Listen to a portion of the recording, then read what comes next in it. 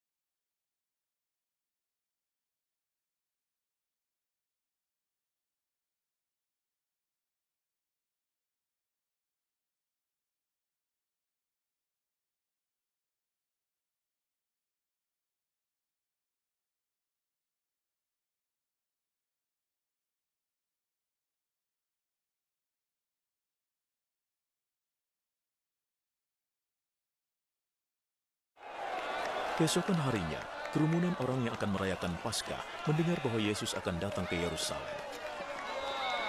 Maka mereka mengambil daun-daun palem, lalu pergi menyambut dia dan bersorak-sorak. Pujilah Allah, diberkatilah dia yang datang atas nama Tuhan. Tuhan memberkati Raja Israel. Yesus mendapat seekor keledai dan menungganginya, seperti tertulis dalam Alkitab. Janganlah takut, wahai putri Sion. Lihatlah rajamu datang menunggangi seekor keledai.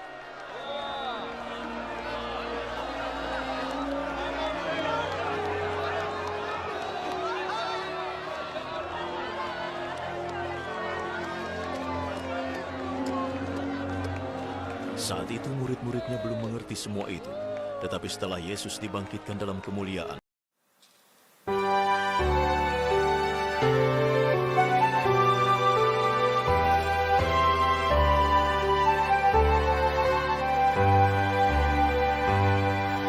Dikala Yesus disambut di gerbang Yerusalem, umat bagai lautan dengan palma di tangan. Dikala Yesus disambut di gerbang Yerusalem, umat bagai lautan dengan palma di tangan. Gemuruh surga dan sorai, Kristus Raja damai. Yerusalem, Yerusalem, lihatlah Rajamu. Hosana, terpujilah Kristus Raja Mahajaya. Yerusalem, Yerusalem, lihatlah Rajamu. Hosana, terpujilah Kristus Raja Mahajaya. Lihatlah Kristus Tuhanmu, Dialah penebusmu. Duka hati terhibur, hina celah terlebur. Lihatlah Kristus Tuhanmu, Dialah penebusmu. Duka hati terhibur, hina celah terlebur. Maka lekaslah bersyukur, luhurkan namanya. Yerusalem, Yerusalem, lihat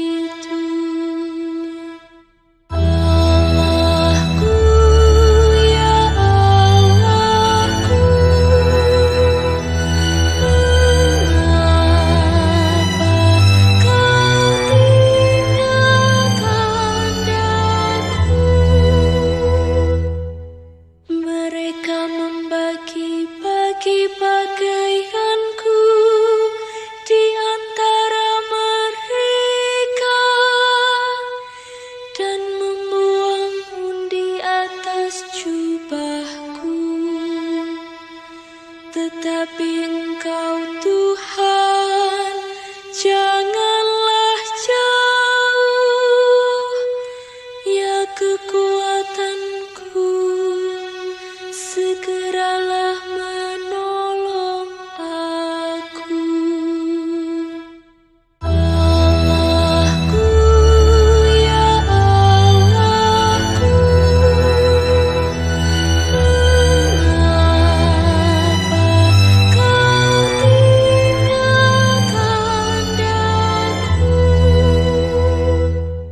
maka aku akan memasyurkan namamu kepada saudara-saudaraku dan memuji-muji Engkau di tengah jemaat. Hai kamu yang takut akan Tuhan, pujilah Dia. Hai segenap anak cucu Yakub, muliakanlah Dia. Gentarlah terhadap Dia, hai segenap anak cucu Israel. Allahku, ya Allahku, mengapa Kau tinggalkan daku?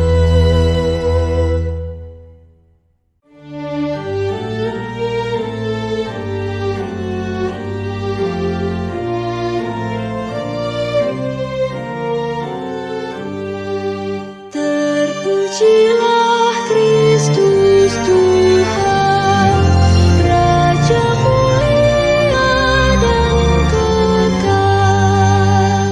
Kristus taat untuk kita sampai wafatnya di salib. Dari sebab itulah Allah mengagungkan Yesus dan menganugerahkan nama yang paling luhur kepadanya. Terpujilah Kristus Tuhan, Raja mulia dan kekal.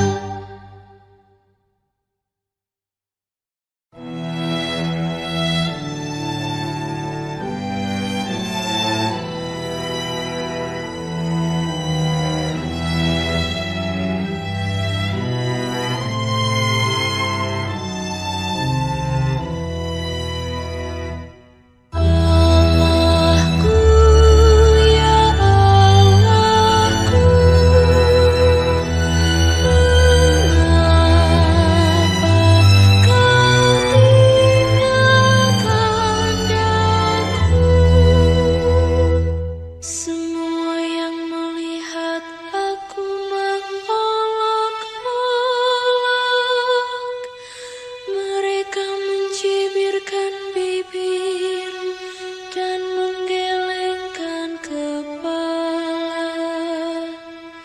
Mereka bilang, ia pasrah kepada Allah, biarlah Allah yang meluputkannya,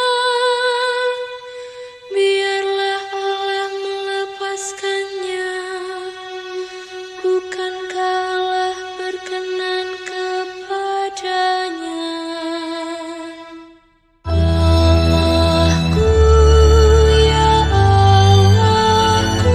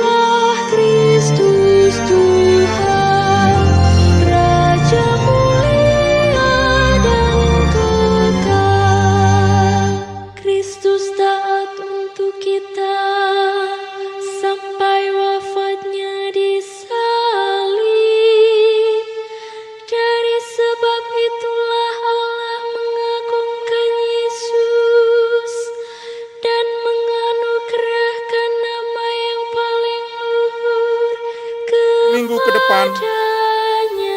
kita akan merenungkan peristiwa terpenting dalam kehidupan Tuhan kita Yesus Kristus, yaitu sengsara.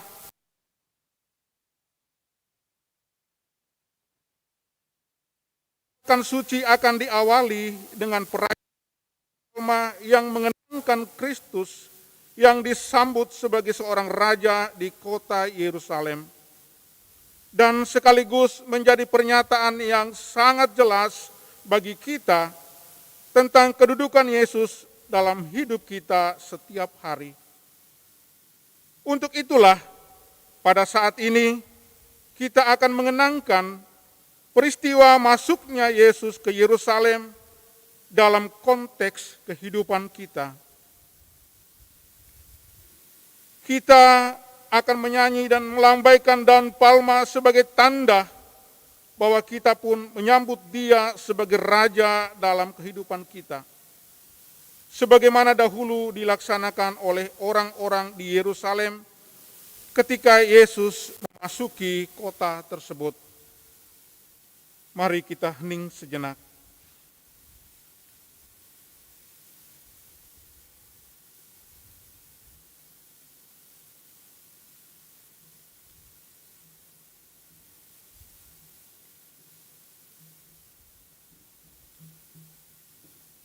Saudara-saudari terkasih, kita akan segera memulai perayaan ini. Oleh karena itu, marilah kita mohon bantuan Allah agar kita dapat mengikuti perayaan ini dengan penuh perhatian.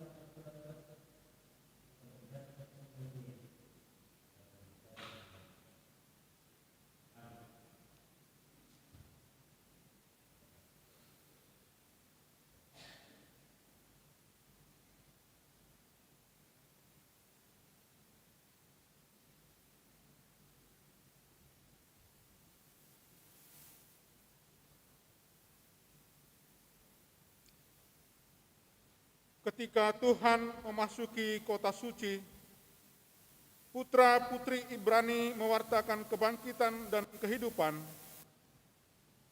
Sambil memberikan daun-daun palma, bersoraklah mereka, Hosana di tempat yang maha tinggi.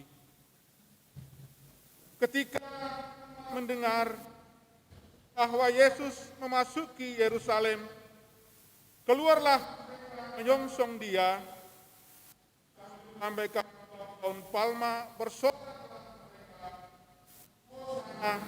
di tempat yang maha tinggi.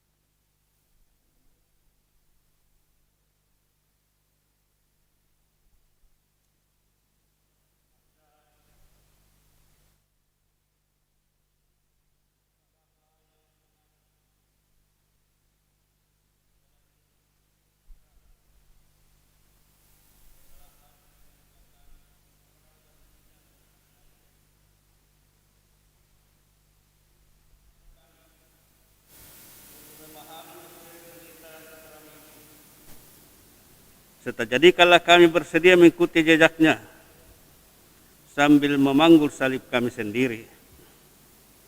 Sebab dialah Tuhan dan pengantara kami, yang bersama dan Diko dalam persekutuan Roh Kudus, hidup dan berkuasa Allah sepanjang segala masa. Kita mendengarkan sabda Tuhan.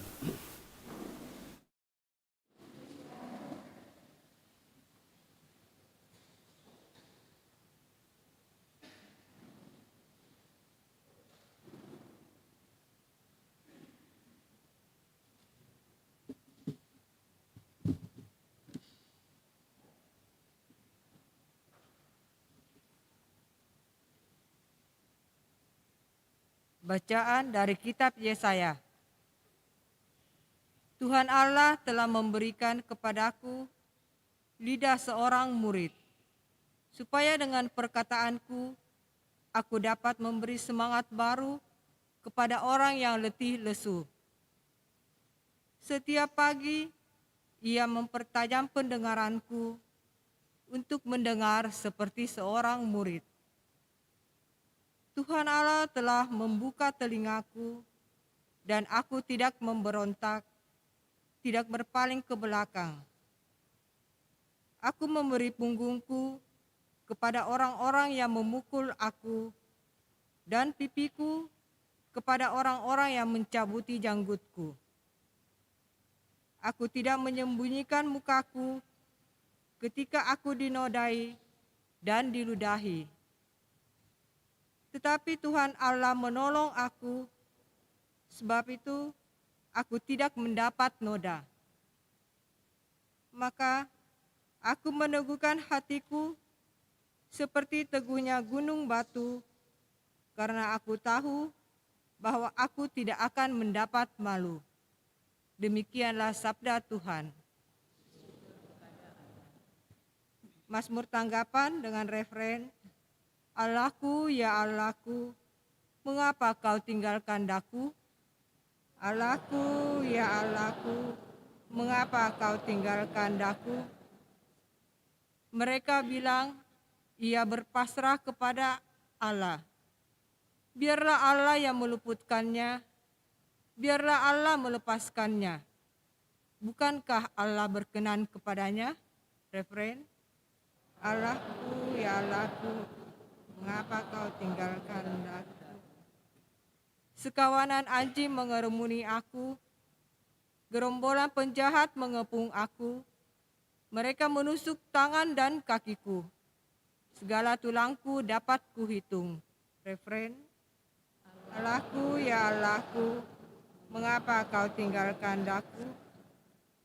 Mereka membagi-bagi pakaianku di antara mereka dan membuang undi atas jubahku. Tetapi Engkau, Tuhan, janganlah jauh, ya kekuatanku, segeralah menolong aku. Referen, Allahku, ya Allahku, mengapa kau tinggalkan daku? Maka aku akan memasyurkan namamu kepada saudara-saudaraku dan memuji-muji Engkau di tengah jemaat. Hai kamu yang takut akan Tuhan, pujilah Dia. Hai segenap anak cucu Yakub, muliakanlah Dia. Gentarlah terhadap Dia, hai segenap anak cucu Israel. Referen, Allahku, ya Allahku, mengapa kau tinggalkan daku?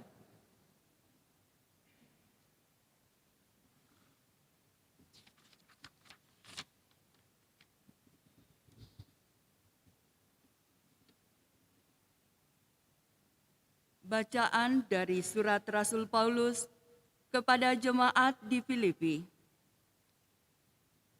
Saudara-saudara, walaupun dalam rupa Allah, Kristus Yesus tidak menganggap kesetaraan dengan Allah itu sebagai milik yang harus dipertahankan. Sebaliknya, Ia telah mengosongkan dirinya sendiri dan mengambil rupa seorang hamba dan menjadi sama dengan manusia. Dan dalam keadaan sebagai manusia, Ia telah merendahkan dirinya dan taat sampai mati, bahkan sampai mati di kayu salib. Itulah sebabnya Allah sangat meninggikan Dia dan menganugerahi nama di atas segala nama, supaya dalam nama Yesus bertekuk lututlah segala yang ada di langit, yang ada di atas, dan di bawah bumi.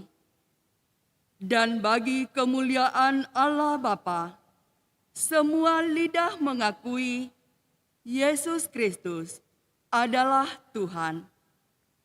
Demikianlah sabda Tuhan.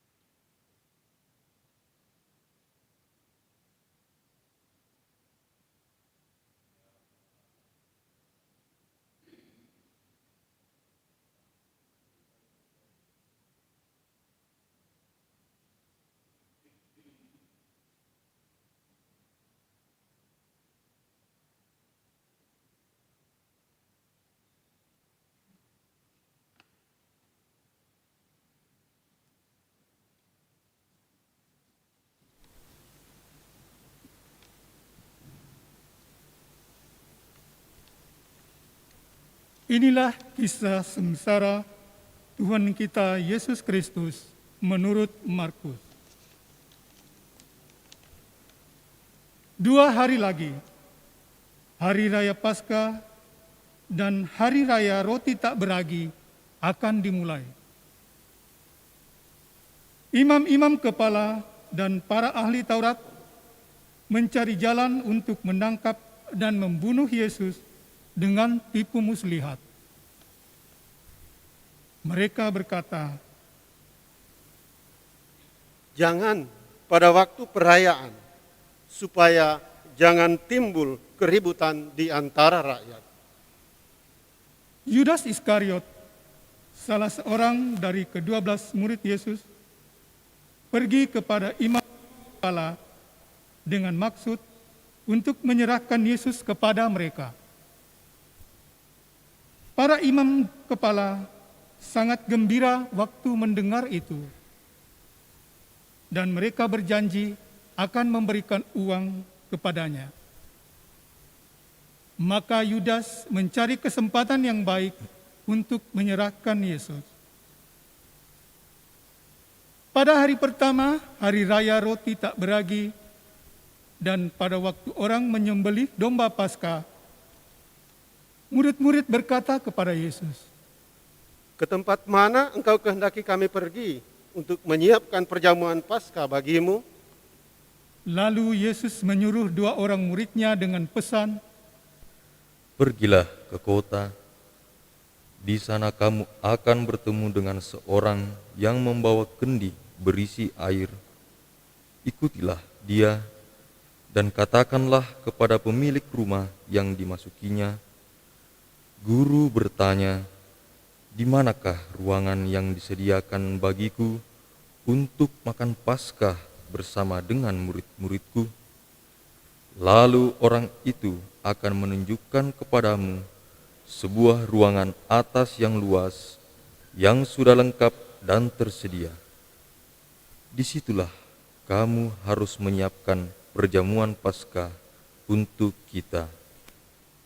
Maka berangkatlah kedua murid itu. Setibanya di kota, mereka dapati semua seperti yang dikatakan Yesus kepada mereka. Lalu mereka menyiapkan perjamuan Paskah. Setelah hari menjadi malam, datanglah Yesus bersama dengan ke-12 muridnya. Ketika mereka duduk di situ dan sedang makan, Yesus berkata, Aku berkata kepadamu, sungguh, seorang di antara kamu akan menyerahkan aku, yaitu seorang yang makan bersama aku. Maka sedihlah hati mereka. Dan seorang demi seorang bertanya kepada Yesus, Bukan aku ya Tuhan? Yesus menjawab, Orang itu ialah salah seorang di antara kamu yang ke-12 ini. Dia yang mencelupkan roti ke dalam satu pinggan dengan aku. Putra manusia memang akan pergi sesuai dengan apa yang tertulis tentang dia. Akan tetapi, celakalah orang yang olehnya putra manusia itu diserahkan. Adalah lebih baik bagi orang itu sekiranya ia tidak dilahirkan. ketika Yesus dan murid-muridnya sedang makan, Yesus mengambil roti, mengucap berkat, memecah-mecahkan roti itu, dan memberikannya kepada murid seraya berkata, Ambillah, inilah tubuhku. Sesudah itu ia mengambil cawan, mengucap syukur, lalu memberikannya kepada para murid. Dan mereka semua minum dari cawan itu. Dan Yesus berkata, Inilah darahku, darah perjanjian yang ditumpahkan bagi banyak orang. Aku berkata kepadamu, sesungguhnya aku tidak akan minum lagi hasil pokok anggur sampai pada hari aku meminum anggur yang baru dalam kerajaan Allah." Sesudah menyanyikan lagu pujian, pergilah mereka ke Bukit Zaitun. Dalam perjalanan ke Bukit Zaitun, Yesus berkata kepada mereka, "Kamu semua akan tergoncang imanmu, sebab ada tertulis, Aku akan memukul gembala, dan domba-dombanya akan tercerai-berai. Akan tetapi, sesudah bangkit, Aku akan mendahului kamu ke Galilea." kata Petrus kepada Yesus, Biarpun mereka semua tergoncang imannya, aku tidak. lalu kata Yesus kepadanya, Aku berkata kepadamu, sungguh, pada hari ini, malam ini juga, sebelum ayam berkokok 2 kali, engkau telah menyangkal aku 3 kali. tetapi dengan lebih bersungguh-sungguh Petrus berkata, Sekalipun aku harus mati bersama engkau, aku takkan menyangkal engkau. semua murid yang lain berkata demikian juga. Lalu sampailah Yesus dan murid-muridnya ke suatu tempat yang bernama Getsemani. Kata Yesus kepada murid-muridnya, Duduklah di sini, sementara aku berdoa. dan Yesus membawa Petrus, Yakobus, dan Yohanes sertanya. Yesus sangat takut dan gentar. Lalu ia berkata kepada mereka, Hatiku sangat sedih, seperti mau mati rasanya. Tinggallah di sini dan berjaga-jagalah. Yesus maju sedikit, lalu merebahkan diri ke tanah dan berdoa, supaya sekiranya mungkin saat itu berlalu daripadanya. Ia berkata, Ya Aba, ya Bapa, tidak ada yang mustahil bagimu. Jauhkanlah cawan ini daripadaku, tetapi janganlah terjadi apa yang aku kehendaki, melainkan apa yang Engkau kehendaki. Setelah itu Yesus kembali dan mendapati ketiga murid itu sedang tidur. Maka Yesus berkata kepada Petrus, Simon, sedang tidurkah engkau? Tidakkah engkau sanggup berjaga-jaga selama 1 jam saja? Berjaga-jagalah dan berdoalah, supaya kamu jangan jatuh ke dalam pencobaan. Roh memang penurut, tetapi daging lemah. Lalu Yesus pergi lagi dan mengucapkan doa yang sama. Dan ketika kembali lagi, ia mendapati mereka sedang tidur, sebab mata mereka sudah berat dan mereka tidak tahu jawab apa yang harus mereka berikan kepada Yesus. Kemudian Yesus kembali lagi untuk ketiga kalinya dan berkata kepada mereka, Tidurlah sekarang dan beristirahatlah. Cukuplah, saatnya sudah tiba. Lihat, Putra Manusia diserahkan ke tangan orang-orang berdosa. Bangunlah, mari kita pergi. Dia yang menyerahkan aku sudah dekat. Waktu Yesus masih berbicara, muncullah Yudas, salah seorang dari ke-12 murid Yesus. Bersama dia serombongan orang yang membawa pedang dan pentung, disuruh oleh imam-imam kepala, para ahli Taurat, dan kaum tua-tua. Dia yang menyerahkan Yesus itu sudah memberitahukan tanda ini kepada mereka. Orang yang akan kucium, itulah dia. Tangkaplah dia dan bawalah dengan selamat. Ketika sampai di tempat Yesus berada, Yudas maju mendapatkan Yesus dan berkata, Rabi, lalu ia mencium Yesus. Maka orang-orang yang bersama Yudas itu memegang tangan Yesus dan menangkap dia. Salah seorang yang bersama Yesus menghunus pedangnya, lalu menetakkan kepada hamba Imam Agung, sehingga putuslah telinganya. Kata Yesus kepada rombongan yang menangkap dia, Sangkamu aku penyamun, maka kamu datang lengkap dengan pedang dan pentung untuk menangkap aku? Bukankah tiap-tiap hari aku berada di tengah-tengahmu mengajar di bait Allah, dan kamu tidak menangkap aku? Tetapi haruslah digenapi apa yang tertulis dalam kitab suci. Lalu semua murid itu meninggalkan Yesus dan melarikan diri. Pada waktu itu ada seorang pemuda yang hanya memakai sehelai kain lenan untuk menutup badannya. Dia mengikuti Yesus. Mereka mencoba menangkap dia, tetapi ia melepaskan kain itu dan melarikan diri dengan telanjang. Kemudian Yesus dibawa menghadap Imam Agung. Lalu semua imam kepala, para tua-tua dan ahli Taurat berkumpul di situ. Sementara itu Petrus mengikuti Yesus dari jauh sampai ke dalam halaman rumah Imam Agung.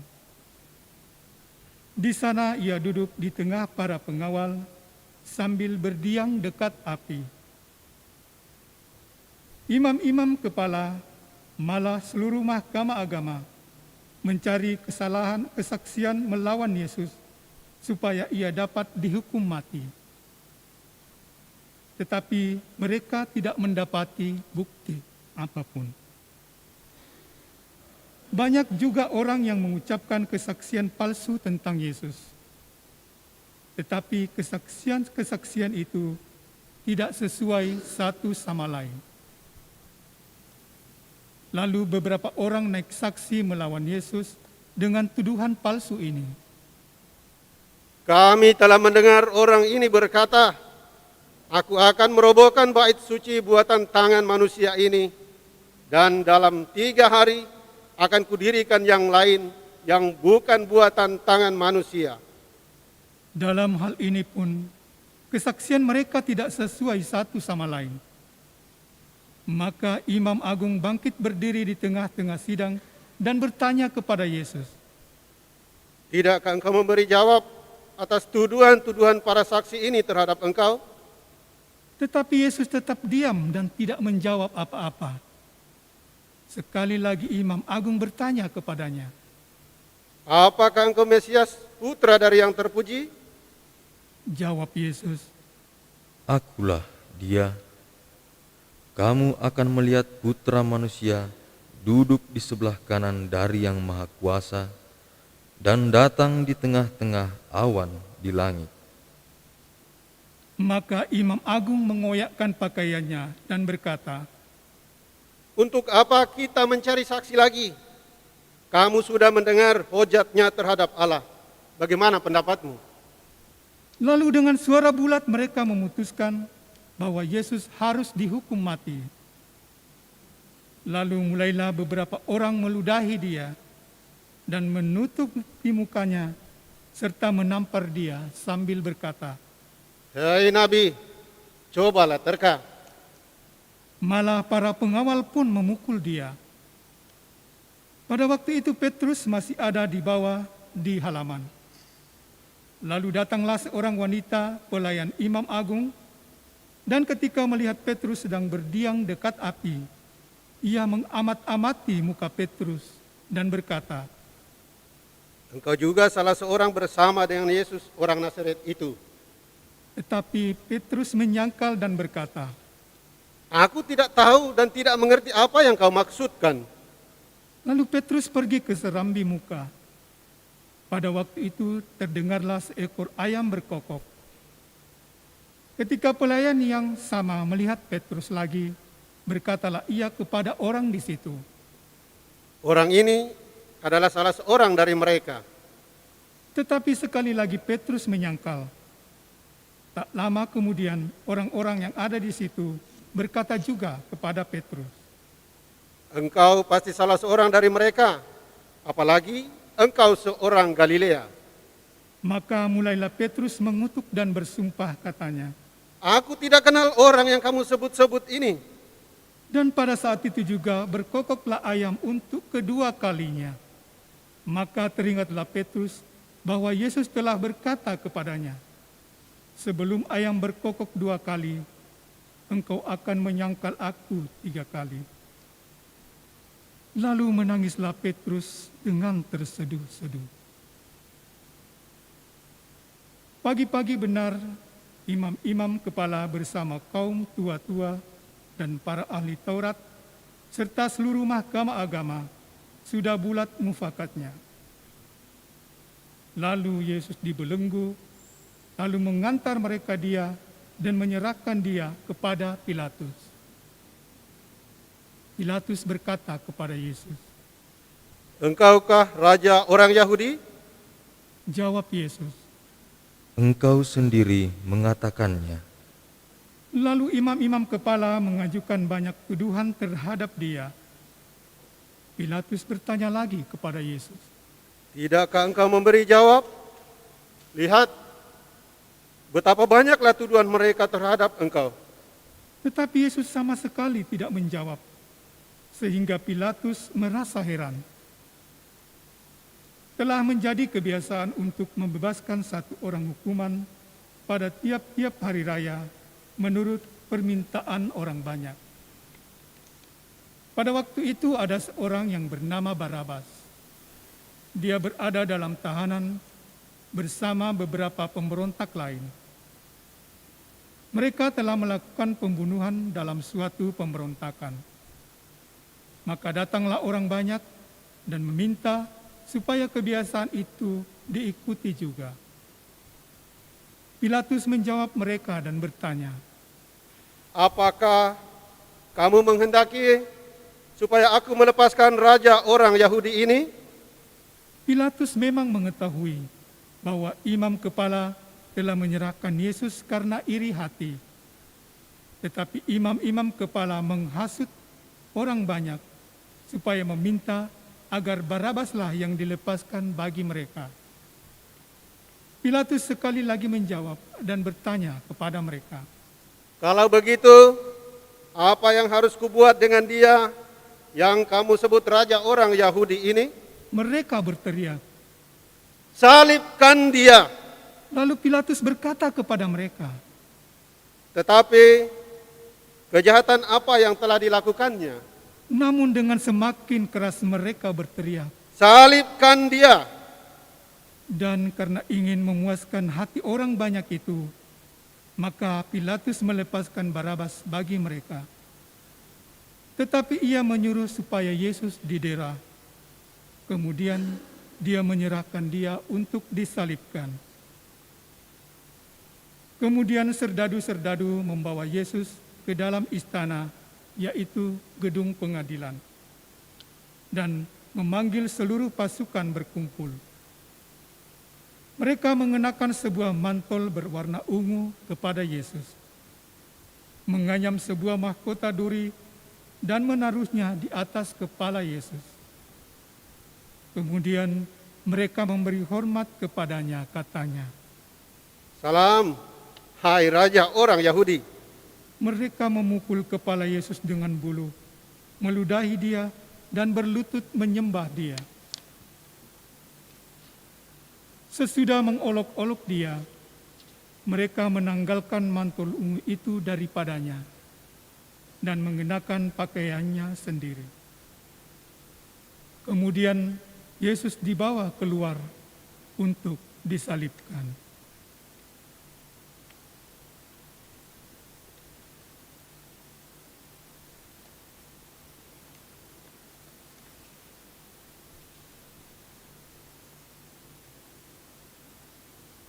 Pada waktu itu lihatlah seorang bernama Simon, seorang dari Kirene, ayah Alexander dan Rufus. Dia baru datang dari luar kota. Orang itu mereka paksa untuk memikul salib Yesus. Mereka membawa Yesus ke tempat bernama Golgota, yang berarti tempat tengkorak. Lalu mereka memberi mereka anggur bercampur mur kepadanya, tetapi Yesus menolaknya. Kemudian mereka menyalibkan Yesus, lalu membagikan pakaiannya dengan membuang undi atasnya untuk menentukan bagian masing-masing. Saat Yesus disalibkan, hari menunjukkan jam 9. Alasan mengapa ia dihukum disebut juga dalam tulisan yang terpasang di situ, yaitu Raja orang Yahudi. Bersama dengan Yesus disalibkan 2 orang penyamun, seorang di sebelah kanan dan seorang di sebelah kirinya. Demikian tergenapilah sabda kitab suci yang berbunyi, ia akan terhitung di antara orang-orang durhaka.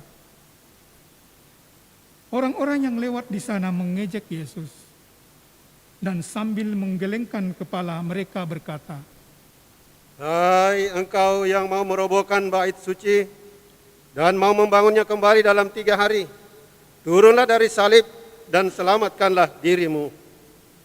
Demikian juga imam-imam kepala bersama para ahli Taurat mengolok-olok Yesus di antara mereka sendiri. Katanya, Orang lain diselamatkannya, tetapi dirinya sendiri tidak dapat ia selamatkan. Baiklah Sang Mesias Raja Israel itu turun dari salib, supaya kita melihat dan percaya. bahkan kedua orang yang disalibkan bersama-sama dengan Yesus mencela dia juga. Pada jam 12 kegelapan meliputi seluruh daerah itu dan berlangsung sampai jam 3. Dan pada jam 3 berserulah Yesus dengan suara nyaring, Eloi, Eloi, lama sabachthani. artinya, Allahku, Allahku, mengapa engkau meninggalkan daku? Mendengar itu, beberapa orang yang berdiri di situ berkata, Lihat, ia memanggil Elia. maka datanglah seorang dengan bunga karang, mencelupkannya ke dalam anggur asam, lalu mencucukkannya pada sebatang bulu dan memberi Yesus minum, seraya berkata, Baiklah, kita tunggu dan lihat, apakah Elia datang menurunkan dia. Lalu berserulah Yesus dengan suara nyaring dan menyerahkan nyawanya.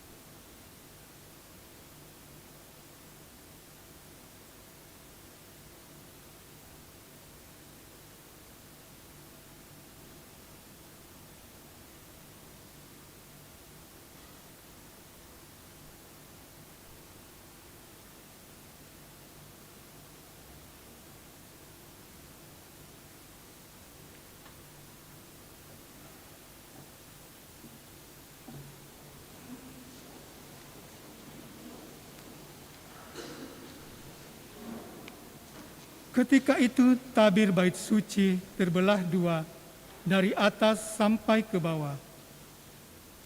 Waktu kepala pasukan yang berdiri berhadapan dengan Yesus melihat wafatnya dengan cara demikian, berkatalah ia, Sungguh, orang ini adalah putra Allah. Ada juga beberapa orang wanita yang melihat dari jauh. Di antaranya Maria Magdalena, Maria ibu Yakobus muda dan Yoses, serta Salome. Mereka semua telah mengikuti Yesus dan melayani Dia waktu Ia masih di Galilea. Ada juga di situ banyak wanita lain yang telah datang ke Yerusalem bersama-sama dengan Yesus. Sementara itu hari mulai malam, dan hari itu adalah hari persiapan, yaitu hari menjelang Sabat.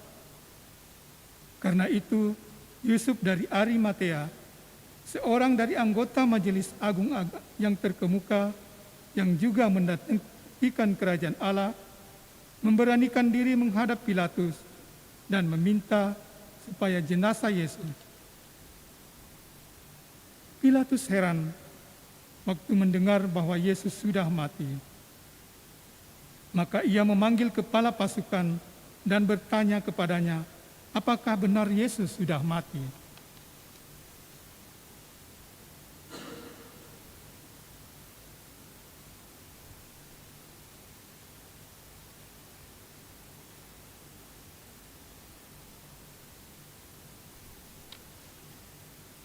Sesudah mendengar keterangan dari kepala pasukan, Pilatus berkenan merelakan jenazah Yesus kepada Yusuf.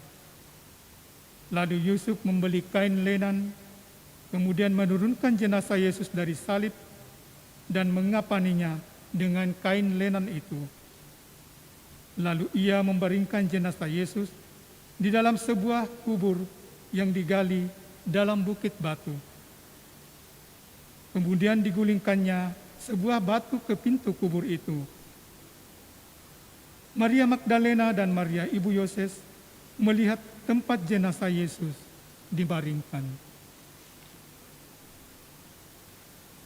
Demikian kisah sengsara Tuhan kita.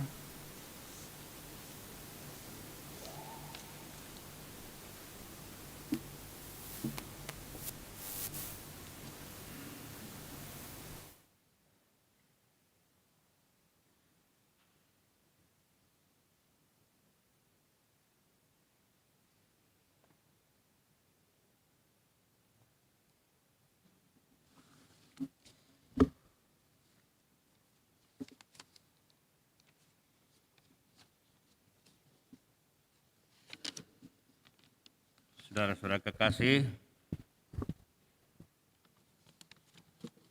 ada dulu film berjudul Sengsara Membawa Nikmat.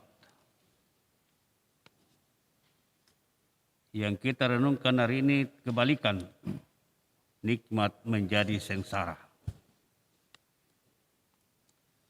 Yesus masuk di kota Yerusalem, diterima sedemikian rupa sehingga hiruk pikuk seluruh kota. Ramai luar biasa.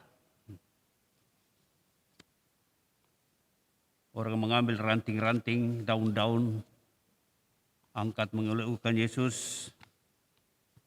Sebagian mengemparkan pakaian di jalan di mana keledai Yesus lewat. Seperti kalau pengantin kita gelar karpet di sini untuk menyambut dia. Itu lebih meriah lagi di Yerusalem saat itu. Kenapa? Karena yang ramai. Ya selama itu tertindas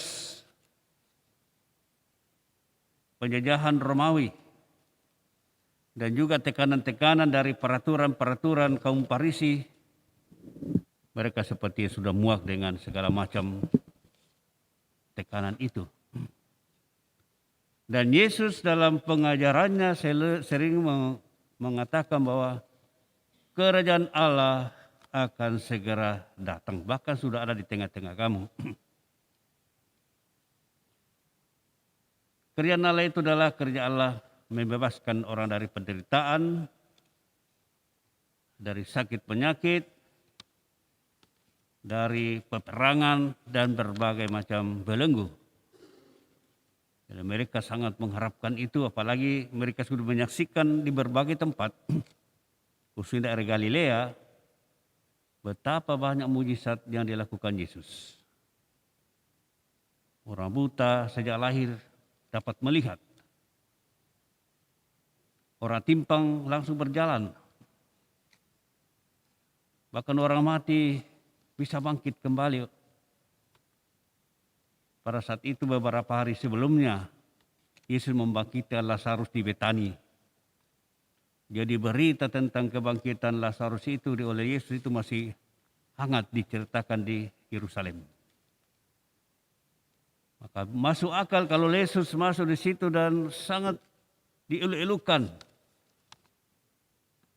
Kalau yang ramai itu meletakkan harapannya di atas bahu Yesus, bahwa inilah sang pembebas kita. Maka terjadilah hiruk pikuk yang luar biasa. Sementara itu, lawan politik Yesus semakin gelisah. Melihat gelagat rakyat seperti begini, mereka merasa gelisah. Bagaimana kalau Yesus sampai diangkat jadi raja? Pertama mereka takut kalau Yesus diangkat jadi raja, berarti kita pasti akan semakin ditindas oleh Roma, karena seolah-olah kita itu tidak setia kepada kekaisaran Roma.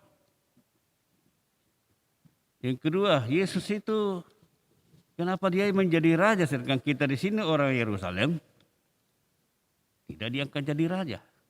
Malah Yesus menjadi saingan kita. Yesus masuk dalam bait Allah tanpa minta izin, langsung mengusir orang-orang dalam bait Allah. Jadi Yesus itu seperti saingan bagi orang Farisi. Yesus lebih dikenal, lebih dihormati, lebih diterima daripada kaum Farisi dan ahli Taurat dan tua-tua Yahudi. Itu kebencian mereka pada Yesus. Maka mereka berusaha untuk mencari taktik siasat bagaimana menjatuhkan Yesus, menangkap Yesus dan menghilangkan dari muka bumi ini. Yesus masuk kota Yerusalem, kalayak ramai menunggu-nunggu. Kira-kira kapan Yesus mulai itu bertindak. Mengarahkan aksi, mengajak kita untuk mengusir penjajah. 1, 2 hari, 3 hari, kok tidak ada aksi apa-apa? Yesus tenang-tenang saja.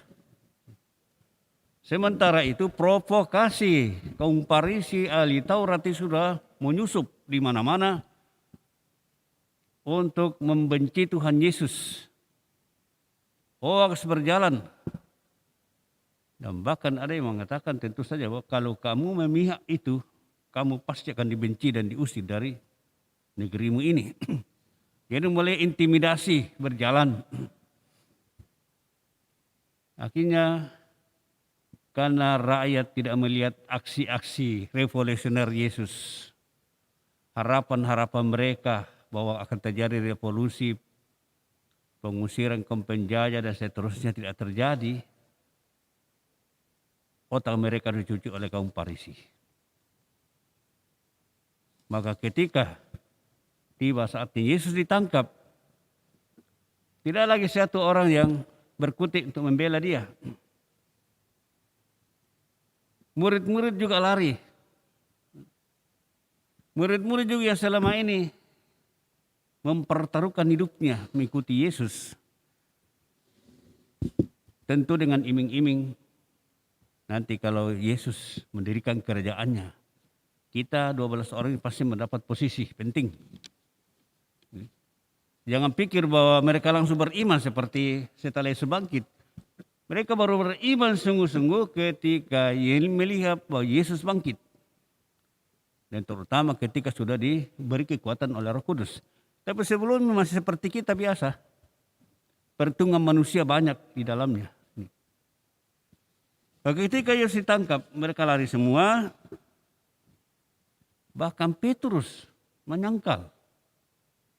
Bisa dibayangkan itu, orang andalan Yesus menyangkal Yesus di depan umum. Tidak berani membela Yesus. Nah, saudara-saudara kekasih, kita bisa meminjam istilah orang politik. Tidak ada yang abadi di dunia ini selain kepentingan. Selama kepentingan kita terpenuhi dalam diri seseorang, kita pasti memihak dia. Ketika kepentingan kita justru dihalang-halangi tercapai, kita justru memusuhi dia. Itu yang terjadi. Kaum bisa menjadi lawan kalau berseberangan dengan kepentingan kita. Lawan menjadi kawan ketika kepentingan kita bisa terpenuhi melalui dia. Itu sangat lumrah di seluruh dunia. Tidak ada yang abadi kecuali kepentingan. Karena itu saudara-saudara, kalau kita beriman kepada Yesus sekedar kepentingan dunia, kita akan sama dengan rakyat. Sama dengan para rasul. Ketika kita harapkan sesuatu pada Yesus, elu-elukan. Ketika dapat tantangan karena iman kita, kita mundur. Bisa saja seperti itu. Kita merayakan hari-hari raya besar gereja. Rame-rame ke gereja. Tapi kita dipanggil untuk ikut terlibat dalam kegiatan-kegiatan yang menyita waktu pikiran kita. Kita mundur. Karena kita masih beriman karena kepentingan dunia. Tetapi coba lihat, orang yang beriman, percaya pada Yesus bukan karena kepentingan dunia, tapi mencintai Tuhan Yesus. Rasul Yohanes yang mengarang Injil memberi gelar pada dirinya murid yang terkasih atau murid yang dikasihi Yesus. Dia begitu merasakan kasih Tuhan dalam dirinya, kasih Yesus kepada dirinya. Kalaupun Yesus itu mencintai sama kepada semua rasul, tapi dia menghayati seolah-olah dia dilebihkan dari rasul yang lain. Karena itu dia berani. Andai kata dia yang ditanya, apa kenal itu, pasti dia jawab, saya kenal. Satu-satunya rasul yang tidak membiarkan Yesus mati sendiri, menemani Yesus sampai nafas terakhirnya adalah Rasul Yohanes. Karena dia tidak beriman kepada Yesus karena kepentingan. Dia beriman kepada Yesus karena merasa mengalami kasih Yesus yang luar biasa. Bunda Maria juga begitu. Bunda Maria tidak sekedar melaksanakan tugas sebagai ibu dari Yesus. Dia melaksanakan dengan penuh cinta. Dia tidak membiarkan anaknya mati sendiri. Apapun terjadi, Ibu Maria hadir. Maria Magdalena, dia pernah diselamatkan dari 7 roh jahat. Dia begitu bersyukur, berterima kasih kepada Yesus yang memperhatikan dia, kalaupun dia dikenal sebagai seorang pendosa di seluruh kampung. Yesus tidak pernah menghakimi dia. Yesus mesti menerima dia, membebaskan dari 7 roh jahat. Karena mengalami kasih Yesus inilah mereka berani apapun terjadi tampil di bawah kaki salib. Yang lainnya sudah pernah disembuhkan dari penyakit apa segala macam, karena tidak merasakan sesuatu ungkapan kasih Yesus, tidak membalas juga dengan kasih. Banyak orang mengalami rahmat Tuhan itu sebagai haknya. Kita dengar dalam kisah 10 orang kusta. 9 orang Yahudi disembuhkan, 1 orang Samaria. Samaria yang berterima kasih. Kenapa? Samaria itu dianggap bukan lagi asli orang Yahudi. Dianggap sudah kafir karena bercampur dengan darah orang kafir, bukan keturunan Yahudi asli. Mereka dilarang pergi beribadah ke Yerusalem. Sementara orang Yahudi membanggakan diri sebagai keturunan Abraham yang asli, yang berhak mendapatkan keselamatan. Maka ketika Yesus menyembuhkan 10 orang, semuanya disuruh pergi mempersembahkan kurban, mempersembahkan persembahan di Bait Allah, menunjukkan dirinya kepada imam. Yang lain demi kewajiban lah, jalan terus.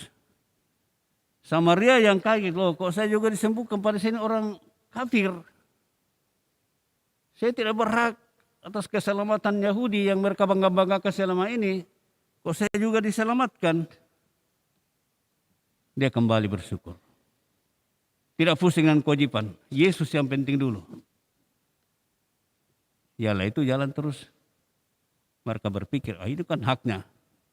Itu kan tugas Tuhan menyelamatkan mereka. Jadi kalau Yesus menyelamatkan mereka itu haknya mereka. Nah, kalau kita beriman kepada Tuhan Yesus dan merasa berhak atas kasih karunia-Nya, atas segala berkat-Nya, itulah kita tidak akan pernah berterima kasih. Dan kita hanya mengikuti Yesus ketika kebutuhan kita terpenuhi di situ. Tetapi kalau kita beriman mengasihi Yesus, merasakan kasih Yesus kepada kita, apapun yang kita alami, asal Yesus dimuliakan, tidak pernah mundur. Kalau kita harus mati bersama Yesus, tidak takut kepada siapapun, demi cinta kepada Tuhan Yesus. Karena itu saudara-saudara, kita bisa mengevaluasi iman kita kepada Yesus selama ini. Kalau kita sungguh mau mati bersama Yesus, berjuang bersama Yesus, itu berarti bahwa kita sungguh merasakan kasih Yesus dalam hidup kita. Selama masa pandemi, setelah 1 tahun, begitu banyak orang sakit, begitu banyak orang mati, begitu banyak orang menderita. Tapi kita masih biasa-biasa. Masih boleh jalan ke sana kemari. Masih bisa makan, masih bisa hidup. Apa lebihnya kita dengan mereka yang mati, yang korban? Semua sama-sama manusia. Semua sama-sama bisa terpapar. Sadarkah kita ini adalah suatu karunia luar biasa yang kita terima? Sehingga kita boleh bersyukur kepada Tuhan Yesus. Kita tidak hanya mengikuti Yesus dalam kita ada kepentingan.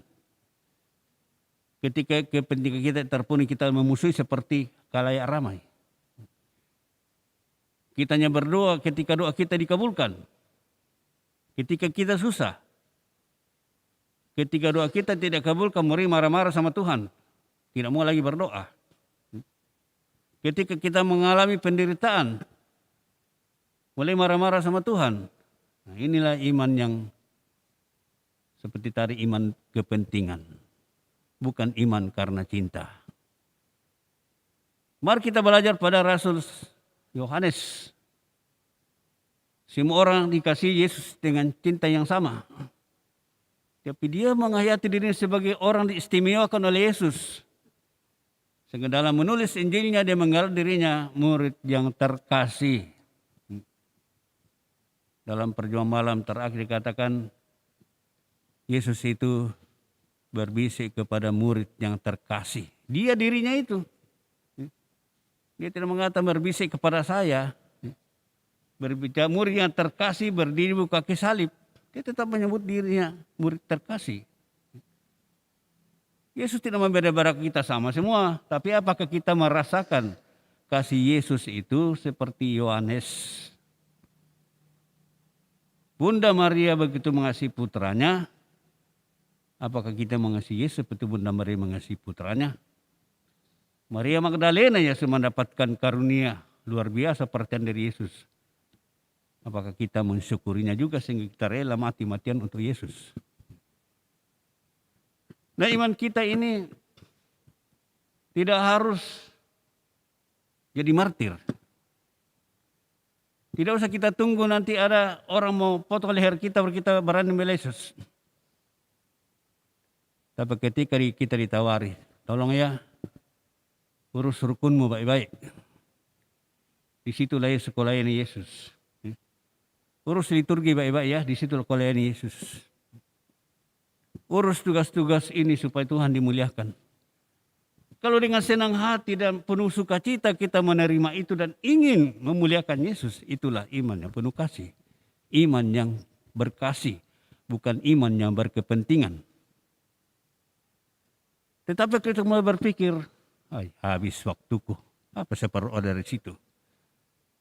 Jalan dari keluarga ke keluarga, tidak ada transportnya, tidak ada penghargaan, malah kita dimaki-maki umat. Kita lebih mundur. Apalagi kita merasa, saya sudah bertugas selama ini tapi saya tidak dihargai. Kepentingan hilang di situ. Lalu kita mau mundur, itulah rakyat Yerusalem. Tapi kita mau menjadi Rasul Yohanes, apapun yang terjadi, saya tidak membiarkan Yesus mati tanpa saya lihat, tanpa menemani dia. Seorang ibu yang mengasihi anaknya, tidak membiarkan anaknya dalam sekarat sendirian. Kalau perlu dirangkul sampai melepaskan nafas terakhirnya. Itu kasih yang setia. Nah, selama kita masih beriman demi kepentingan, kita akan menolak Yesus sewaktu-waktu ketika kita merasa dirugikan karena iman kita. Tapi ketika kita mengalami kasih Allah dan mensyukuri kasih Allah, kesulitan apapun, tantangan apapun tidak kita lihat, tapi yang kita lihat adalah Yesusnya. Kasihnya kepada kita, kita lihat. Sehingga kita mati-matian habis-habisan melaksanakan apa yang Tuhan Yesus minta, asal Tuhan Yesus dimuliakan. Semoga itu terjadi dalam hidup kita. Amin. Mari sekarang kita bangkit berdiri. Kita kembali meneguhkan iman kepercayaan kita.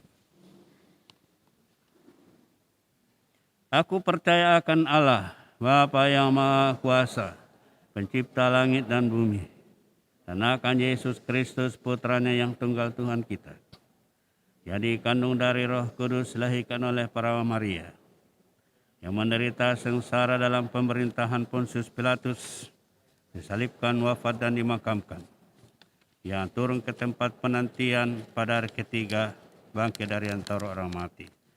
Ia naik ke surga, duduk sebelah kanan Allah Bapa yang Maha Kuasa.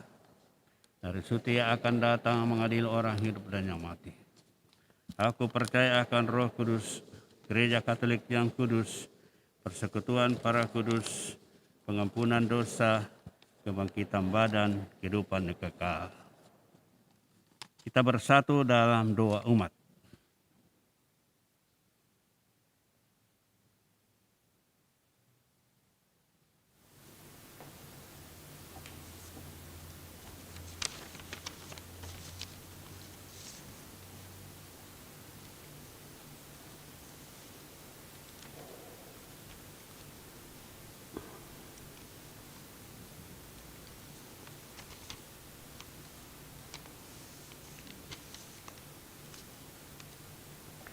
Bersama Yesus yang taat sampai wafat, tetapi junjung tinggi oleh Bapanya, mari kita menghadap Bapa dan berdoa.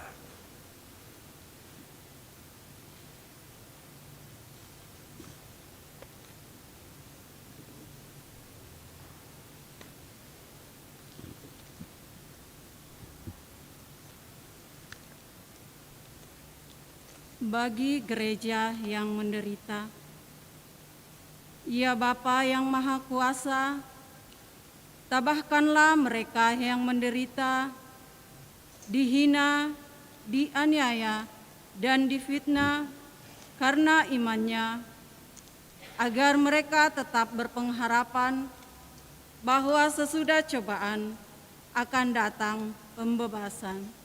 Kami mohon, Kabulkanlah doa kami ya Tuhan.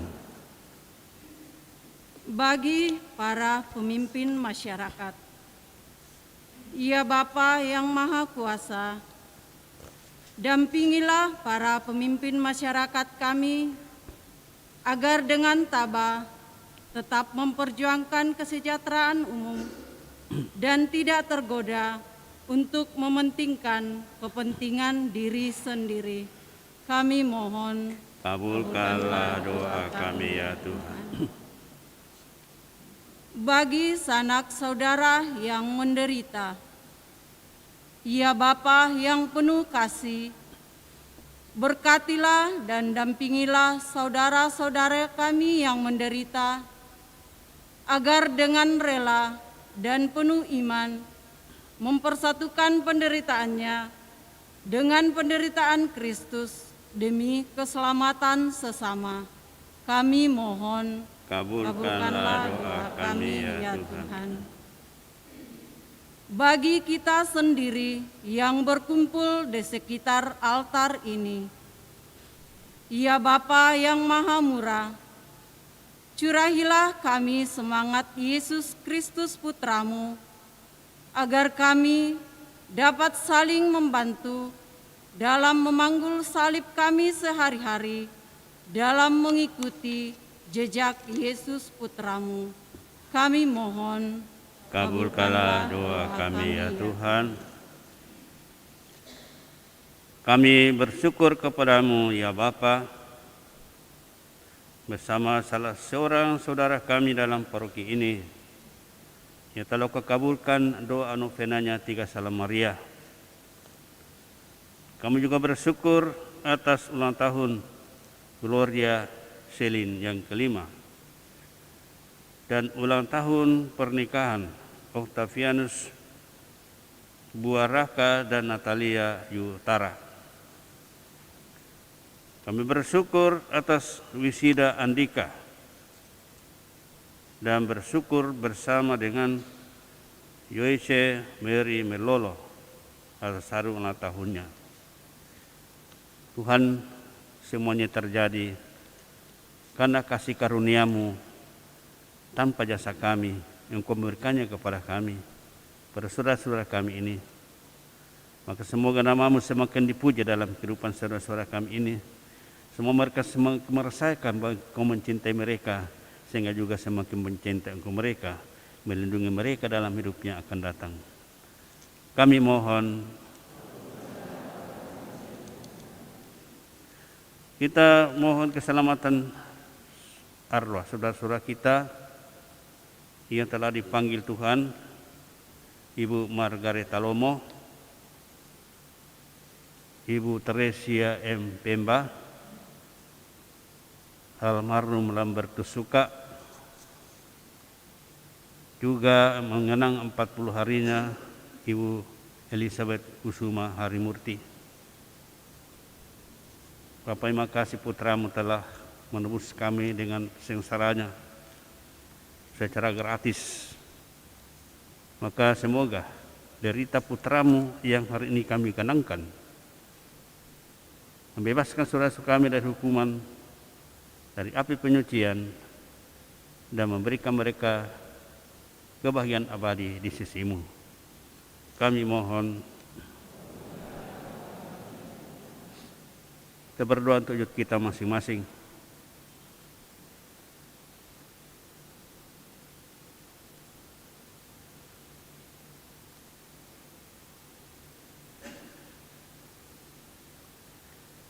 Kami bersyukur ya Tuhan karena Kau memberi kami kesempatan yang baik boleh merayakan pekan suci ini.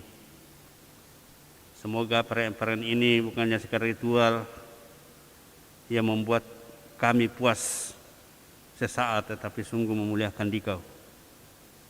Karena itu berkati kami selama pekan suci ini, sehingga kami sungguh memberikan hati untuk di seluruh perayaan ini, memberikan pikiran dan seluruh hidup kami, supaya melalui perayaan-perayaan ini, nama-Mu semakin dibesarkan dan rahmat-Mu makin tercurah kepada kami semua. Kami mohon, Allah Bapa kami di surga, demi cinta kasih-Mu, Engkau menghendaki kami menjadi putra-putri-Mu, berkat jasa Yesus Kristus untuk kami. Kami mohon terimalah dan kabulkan doa kami ini, demi Kristus Tuhan dan pengantara kami.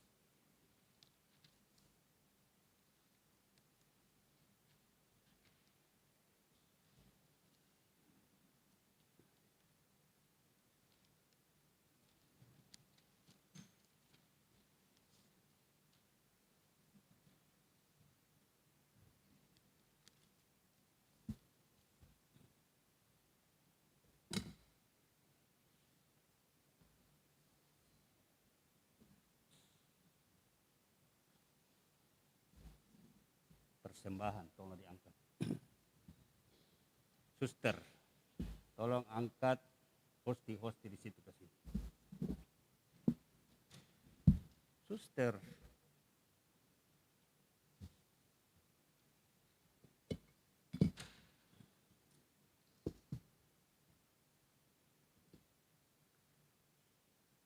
Terpujilah Engkau ya Tuhan Allah semesta alam, sebab dari kemurahan-Mu kami menerima roti yang kami siapkan ini.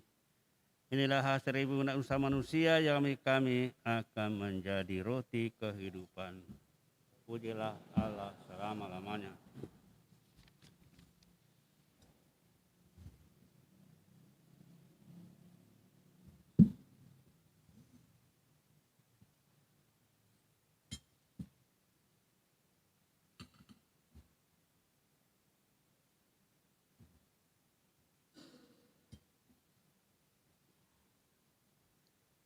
Terpujilah Engkau ya Tuhan Allah semesta alam, sebab dari kemurahan-Mu kami menerima anggur yang kami siapkan ini.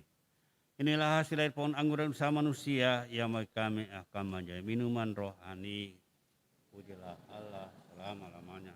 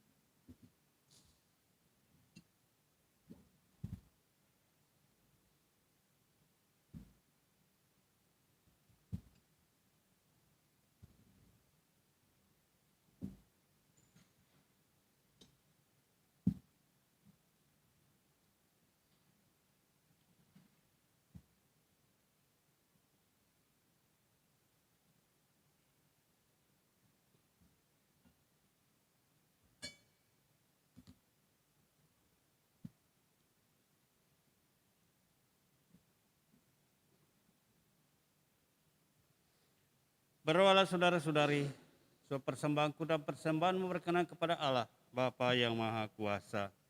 Semoga persembahan ini terima demi kemuliaan Tuhan dan keselamatan kita, serta seluruh umat Allah yang kudus. Ya Allah, terimalah persembahan kami ini, dan persatukanlah dengan korban putramu Yesus Kristus yang terkasih, sehingga mendatangkan belas kasih-Mu bagi kami, itu rahmat pengampunan dosa yang mendambakan kami dengan Dikau. Dengan pengantaran Yesus Kristus Putra-Mu Tuhan kami, yang hidup dan berkuasa bersama Dikau dalam persekutuan Roh Kudus, Allah sepanjang segala masa. Tuhan bersamamu. Marilah mengarahkan hati kepada Tuhan. Marilah bersyukur kepada Tuhan Allah kita. Sungguh layak dan sepantasnya bahwa kami selalu dimanapun bersyukur kepada-Mu, Tuhan Bapa yang kudus, Allah yang Maha Kuasa dan kekal, dengan pengantaran Kristus Tuhan kami. Ia yang tidak bersalah rela menderita bagi orang berdosa, dan rela dihukum dengan tidak adil bagi orang jahat. Wafatnya menghapus dosa kami, dan kebangkitannya menyelamatkan kami. Maka bersama semua malaikat, kami pun memuji Dikau dan bersorak gembira sambil berseru, Kudus, kudus, kuduslah Tuhan, Allah segala kuasa. Surga dan bumi penuh kemuliaan. Terpujilah Engkau di surga. Diberkati dan datang dalam nama Tuhan. Terpujilah Engkau di surga. Sungguh kuduslah Engkau ya Bapa, sumber segala kekudusan. Oleh sebab itu, pada hari Minggu Palem ini, kami menghadap Dikau sehati sejiwa dengan seluruh jemaat separoki dan sekuskupan dalam kesatuan dengan seluruh gereja sedunia. Dalam perayaan ini kami mengenangkan bahwa Kristus bangkit dari alam maut. Engkau telah meninggikan Dia dan mengaruniakan kepadanya nama yang mengatasi segala nama. Dalam nama Dia yang adalah Tuhan, kami mohon kuduskanlah persembahan ini dengan daya Roh-Mu, agar bagi kami menjadi tubuh dan darah Putra terkasih, Tuhan kami Yesus Kristus. Ketika akan diserahkan untuk menanggung sengsara dengan rela, Yesus mengambil roti, mengucap syukur kepadamu, lalu memecah-mecahkan roti itu dan memberikannya kepada murid-muridnya seraya berkata, terimalah dan makanlah, inilah tubuhku yang diserahkan bagimu.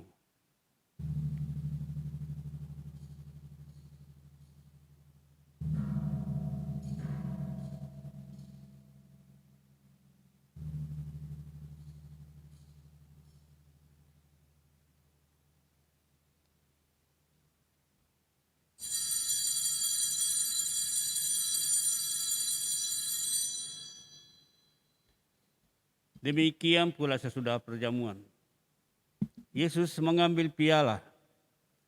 Sekali lagi ia mengucap syukur kepadamu, lalu memberikan piala itu kepada murid-muridnya seraya berkata, terimalah dan minumlah, inilah piala darahku, darah perjanjian baru dan kekal yang ditumpahkan bagimu dan bagi semua orang demi pengampunan dosa. Lakukanlah ini untuk mengenangkan daku.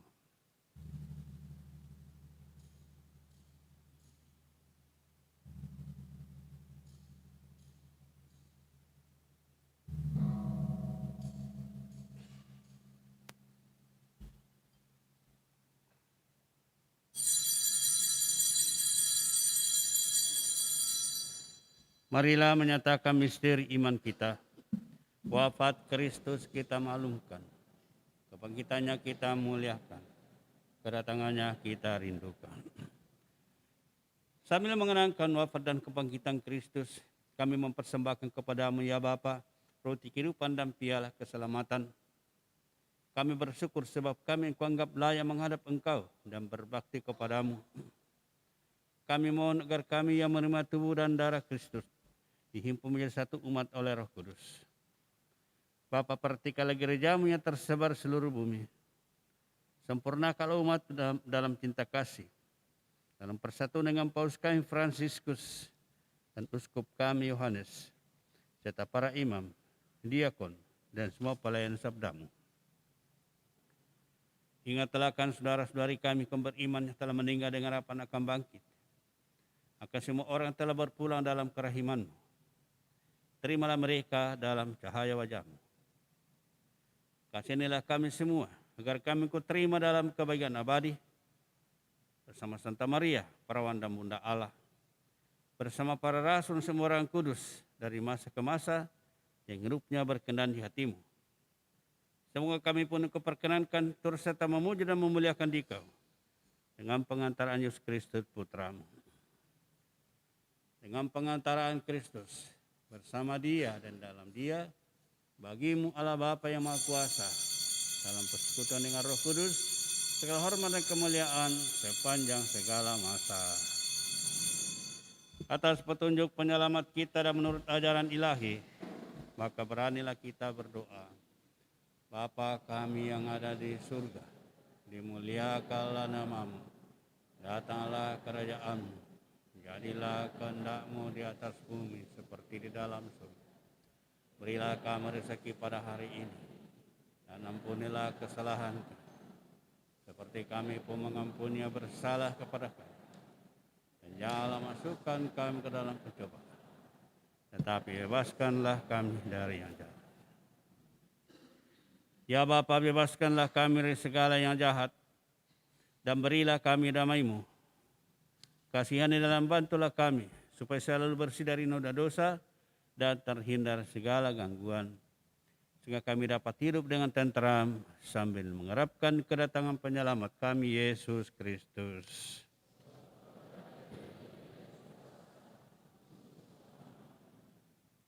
Tuhan Yesus Kristus, Kau bersabda kepada para rasul, damai kutinggalkan bagimu, damai kuberikan kepadamu.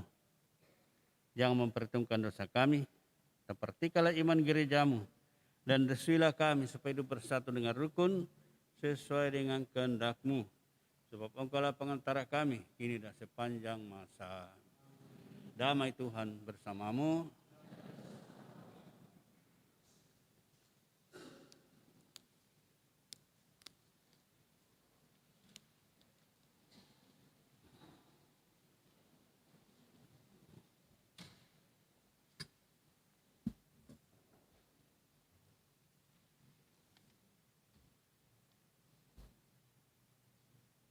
Anak domba Allah yang menghapus dosa dunia, kasihanilah kami. Anak domba Allah yang menghapus dosa dunia, kasihanilah kami. Anak domba Allah yang menghapus dosa dunia, berilah kami damai.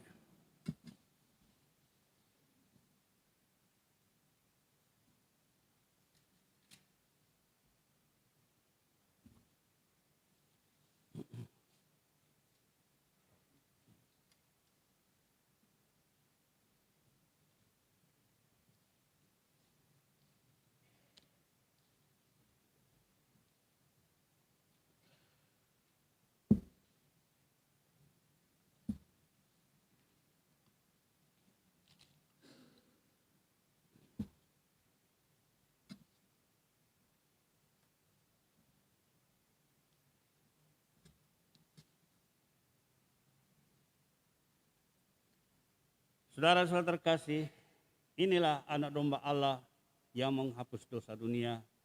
Berbahagialah kita sekalian yang diundang ke perjamuannya. Ya Tuhan, saya tidak pantas Tuhan datang pada saya, tetapi bersabdalah saja, maka saya akan sembuh. Tubuh dan darah Kristus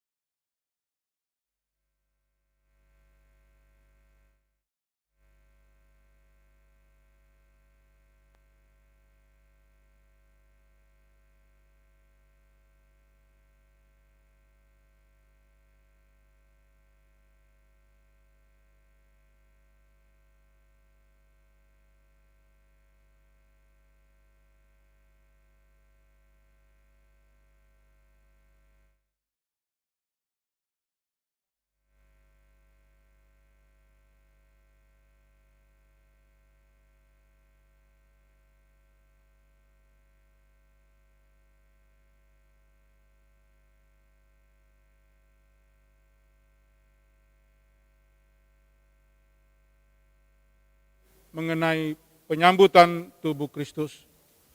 Yang berikut, selama antrian menerima komuni, dimohon dengan sangat untuk tetap jaga jarak dan pakai masker.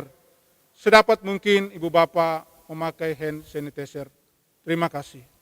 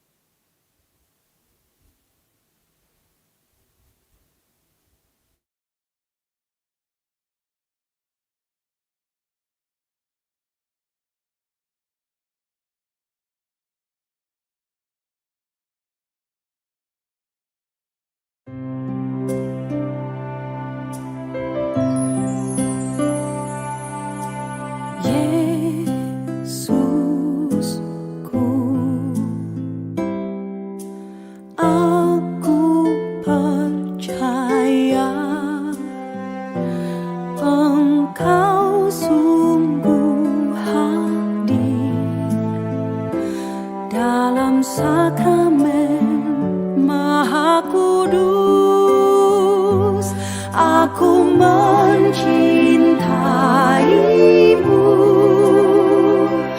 lebih dari segalanya, dan aku merindukan kehadiranmu dalam jiwaku, karena sekarang aku tak dapat menyambutmu dalam sakramen Ekaristi. Datanglah sekurang-kurangnya secara rohani ke dalam hatiku.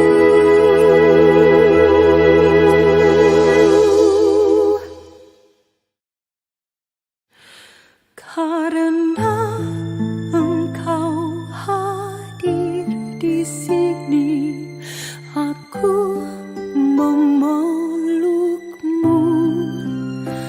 dan mempersatukan diriku sepenuhnya kepadamu.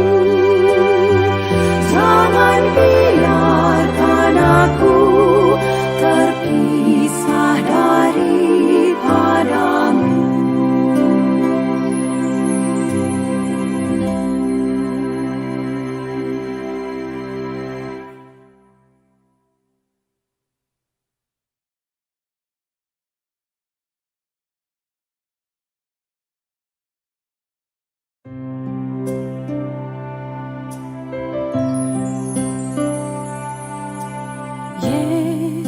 Yesusku, aku percaya Engkau sungguh hadir dalam sakramen Maha Kudus. Aku mencintaimu lebih.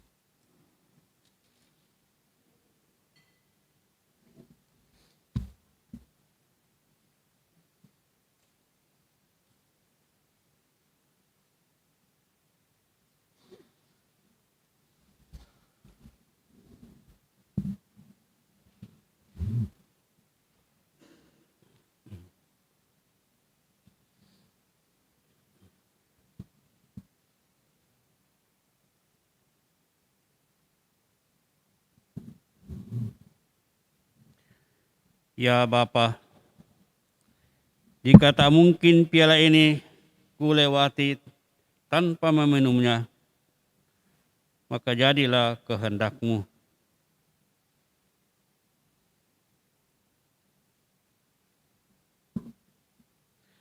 Marilah berdoa.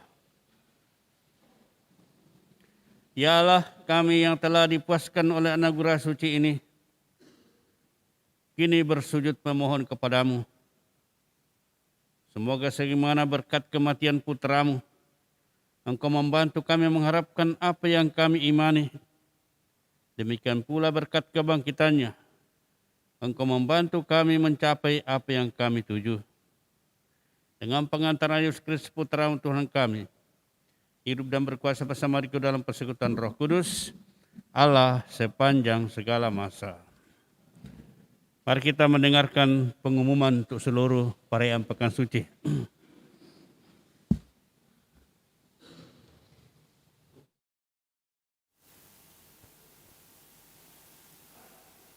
Warta paroki untuk pekan ini. Pertama, berhubung tidak ada lembaran liturgi, maka Ibu Bapak dimohon untuk mencermati baik-baik pengumuman untuk Pekan Suci ini. Yang pertama, perayaan Kamis Putih. Beberapa catatan bahwa perayaan Kamis Putih pada jam 6 sore. Di dalam perayaan Kamis Putih tidak ada pembasuhan kaki. Kemudian upacara penghormatan sakramen dilakukan hanya 1 kali. Usai misa dan tidak ada tuguran secara kelompok. Yang kedua, perayaan Jumat Agung. Ibadat jalan salib pagi pada hari Jumat itu jam 8 pagi. Perayaan Jumat Agung pada sore hari pukul 15.00 atau jam 3 sore. Penghormatan salib hanya dilakukan dari tempat duduk masing-masing. Tidak ada upacara penciuman salib. Dan umat tetap dapat menyampaikan persembahannya atau donasi di tempat yang akan disediakan petugas saat hendak memasuki gereja. Doa umat Maria hanya dinyanyikan oleh pastor dan umat hanya menjawab amin. Pasio dibacakan. Perayaan Sabtu Suci. Misa dimulai pukul 19.00 atau jam 7 malam. Upacara cahaya tetap dilakukan dengan menggunakan secara singkat. Litani dibacakan, namun exsultet tetap dinyanyikan. Bacaan terdiri dari 5 bacaan. Umat membawa lilin Paskah masing-masing. Mungkin Ibu Bapak pernah melihat pastor dan juga di rukun ada di-share tentang bagaimana mematikan lilin Paskah. Jadi Ibu Bapak sedapat mungkin tidak meniup, tetapi lilin Paskah itu ada lapisan di bawah, dan saat memadamkan lilin Paskah itu, lapisan itu dicopot dan ditutup dari atas. Sehingga lilin Paskah itu mati karena lapisan itu. Kalau Ibu Bapak kita meniup, itu untuk saat ini dikhawatirkan ada droplet yang keluar. Terima kasih untuk hal itu. Perayaan Paskah. Perayaan Paskah Minggu pagi dilaksanakan pada jam 8 pagi. Sekuensi dibacakan. Hal-hal lain. Petugas pemimpin lagu terbatas ditentukan oleh seksi musik liturgi bekerja sama dengan seksi liturgi. Dan hari ini sudah mulai berlangsung, ada lagu-lagu dan dalam jumlah yang terbatas. Kemudian hal ini sangat penting yang berikut, kota selama perayaan Pekan Suci hanya 450 orang dari semua rukun. Kota rukun masing-masing telah diatur oleh tim. Oleh sebab itu, Ibu Bapak perlu disampaikan kembali bahwa rukun yang besar dalam jumlah, mereka akan memiliki kota yang besar dibanding dengan rukun yang kecil. Dan saat ini saya kira kita semua sudah memahami hal itu.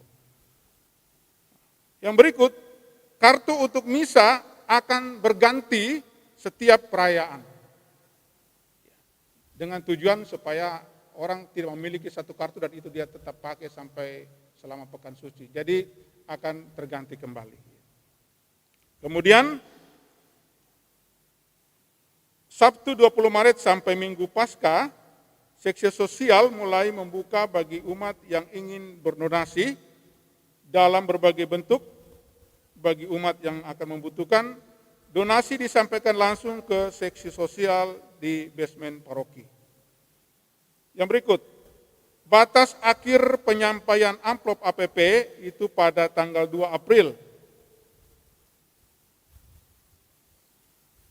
Panitia Perayaan Pekan Suci membuka kesempatan bagi setiap rukun dan umat yang akan menyumbangkan dana untuk kelancaran perayaan Pekan Suci. Sebab buku panduan ditiadakan. Dekorasi selama Pekan Suci ditangani oleh seksi kaum ibu dan kerumah tanggaan.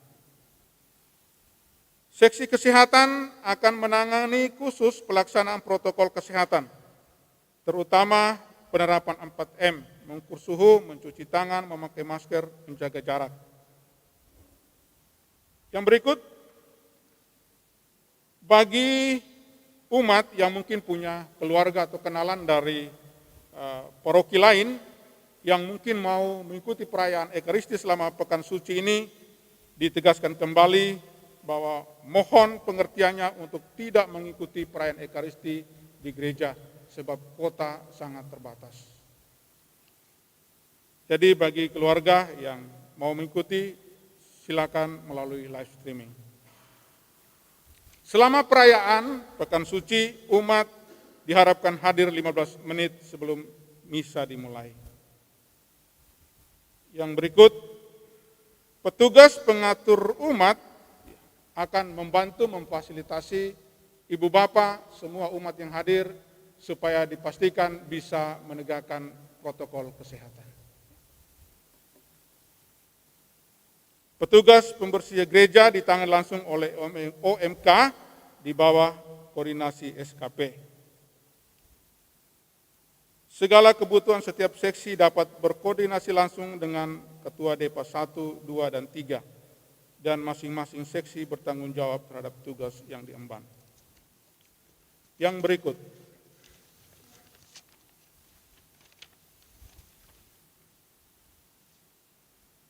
Daftar petugas atau pelayan selama Pekan Suci. Kamis Putih, komentator Bapak Martinus Cimung, Lektor 1 Ibu Felicia Tupa, Lektor 2 Ibu Mariana Lisuramba, doa umat Ibu Yusmeri Ari. PPK, Bapak Mercy Batkies, Bapak Clemens Colin, Bapak Noldi Rengkuan, Bapak Hendrik Sampai Angin, Bapak Raymundus Ebe, Bapak Yohanes Misi, Bapak Andreas Tena, Bapak Aloysius Sandri, Bapak Ferdi Kafendi, Suster Paskalin CJD, Miss Dinar, Saudari Melani dan Maria. Pelayan untuk Jumat Agung, komentator Bapak Raymundus Ebe. Lektor 1 Ibu Lewita Pasasung, Lektor 2 Ibu Mariana Pagau. Doa umat meriah Bapak Mercy Batkies dan Bapak Pastor. Pasio, Bapak Noldi Rengkuan, Bapak Victor Masrelinus Misi, Frater Antonius Bria, DJ HHK, PPK, Bapak Mercy Batkies, Bapak Aloysius Sandri, Bapak Yohanes Misi, Bapak Martinus Cimung, Bapak Hendrik Sampai Angin, Bapak Ferdi Kafendi, Bapak Clemens Colin, Bapak Andreas Tena, Frater Erwat HHK, Frater Stefanus de Wolor HHK, Misdinar, Saudari Angel, dan Egiati. Sabtu Suci, pelayan, komentator Bapak Aloysius Sandri. Lektor 1, Ibu Martina Kurniati. Lektor 2, Ibu Desi Taha. Lektor 3, Ibu Rita Busa. Bacaan epistola, Ibu Margareta Ratnasari. Doa umat, Ibu Nolana Nonaros. Litani Orang Kudus, Bapak Mercy Batkies. Exultet dinyanyikan oleh Bapak Noldi Yosef Ringkuan. PPK, Bapak Raimundus Ebe, Bapak Andreas Tena, Bapak Clemens Colin, Bapak Hendrik Sampai Angin, Bapak Ferdi Kafendi, Bapak Martinus Cimung, Bapak Yohanes Misi, Frater Edward HHK, Frater Stefanus S. Wolor HHK, Suster Emiliana Rahangkei BKK, Misdinar, Patricia, dan Nadia. Minggu Paskah. Komentator Komentator Bapak Antonius Primus. Lektor 1, Ibu Paulina Torano. Lektor 2, Ibu Damaris Lasri Randa. Mada Paskah, Bapak Mercy Batkies. Doa umat, Ibu Lucia Koten.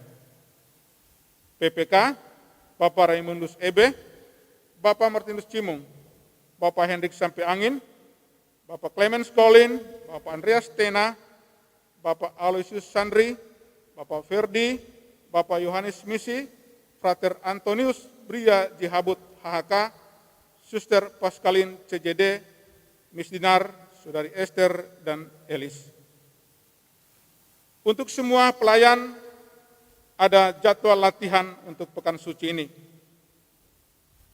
Latihan pelayan untuk pekan suci mulai Kamis Putih pada hari Senin tanggal 29 Maret jam 18.30. Sekali lagi, untuk petugas Kamis Putih, latihan Senin tanggal 29 Maret jam 18.30 mulai. Untuk Jumat Agung, Senin tanggal 29 Maret, jam 19.00 atau mulai jam 7. Jadi setelah latihan Kamis Putih. Untuk Sabtu Suci, malam Paskah, latihan hari Selasa, tanggal 30 Maret, jam 18.30 sampai jam 19.00. Untuk latihan Minggu Paskah, hari Selasa tanggal 30 Maret, pukul 19.00 sampai selesai. Kembali diingatkan, semua pelayan diharapkan untuk menghadiri sesi latihan ini.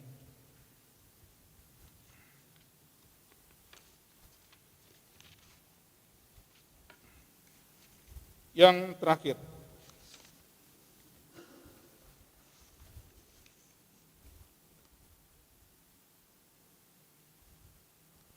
mengingatkan dari seksi sosial Depas, mengingatkan kepada seluruh umat yang mengadakan penghematan sebagai wujud aksi setiap hari pantang dan puasa selama masa Prapaskah ini, bahwa amplop dari gereja sebagai sapaan langsung kepada umat sebanyak 8 amplop sesuai dengan kegiatan aksi yang diwajibkan oleh gereja. Mulai dari Rabu Abu tanggal 17 Februari dan Jumat Pantang selanjutnya berakhir pada hari wajib pantang dan puasa pada hari Jumat Agung tanggal 2 April 2021. Jadi semua amplop aksi puasa berjumlah 8. Jadi 8 amplop itu dimohon untuk dikembalikan ke gereja. Soal berapa isinya bukan menjadi tujuan, tetapi menyatakan bahwa kita ini disapa oleh gereja dan kita menjawabnya sebagai gereja yang hidup.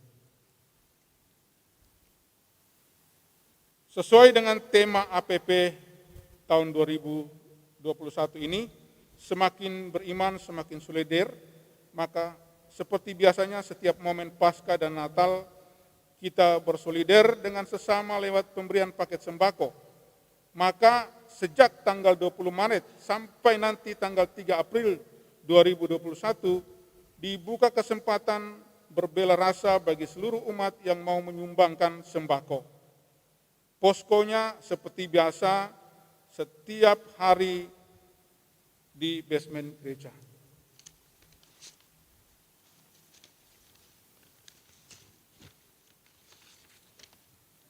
Yang terakhir, akan menikah. Akan menikah Florence Winston Paladan dari Karawang dengan Rani Lantang Pararuk dari Parepare. Barang siapa mengetahui halangan pernikahan tersebut, mohon kesediaannya melapor kepada pastor paroki. Ini adalah pengumuman yang kedua. Demikian beberapa penyampaian untuk pekan suci ini. Terima kasih untuk perhatian kita bersama.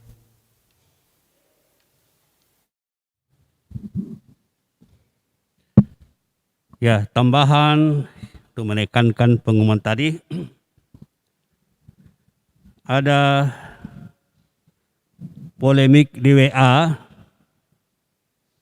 pro dan kontra mengenai latihan liturgi.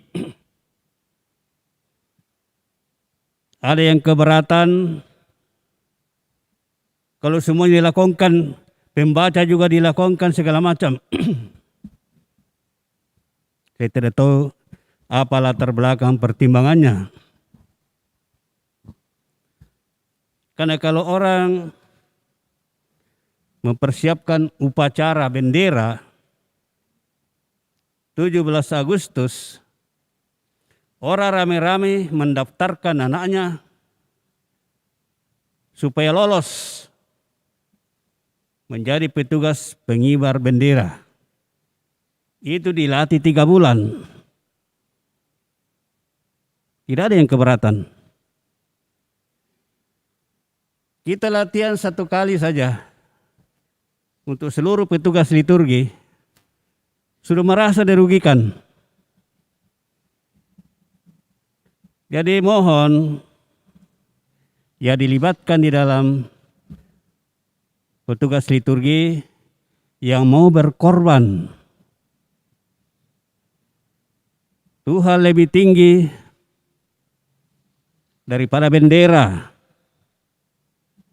Untuk menggerek bendera mungkin 5 menit, 3 bulan ditesekan.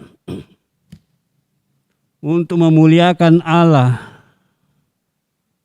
orang keberatan untuk latihan.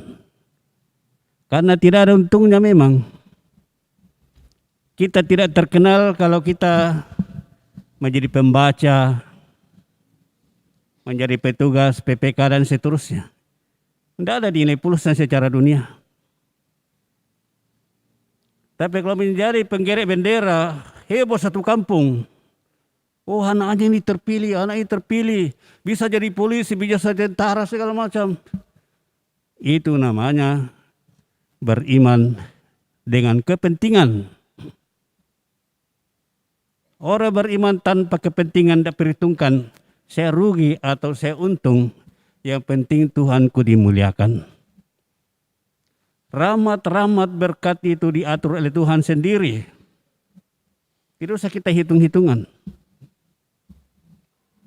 Jadi karena saya baca dalam WA ini, ada tidak setuju, lektor tidak usah dibaca semua, tidak usah dilatih lagi, sudah pintar. Yo, memang Anda pintar. Orang berbaris di lapangan sudah pintar, diulang terus. Orang kalau penampilan, pertandingan, lagu, segala macam, diulang-ulang terus, tidak ada yang keberatan. Tapi kenapa kasihan Tuhan Yesus? Kalau upacaramu dilatih dengan baik, banyak tidak setuju. Ampunilah kami ya Tuhan.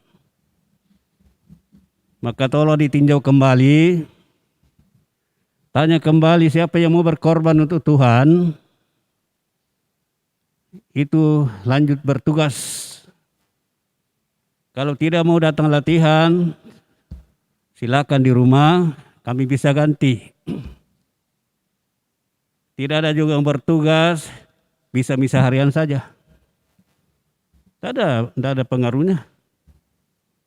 Tuhan tidak minta di agung-agungan seperti itu kalau dengan terpaksa. Tapi Tuhan tidak melarang kita mengeluh-elukan dia seperti ketika dia masuk Yerusalem kalau kita ikhlas.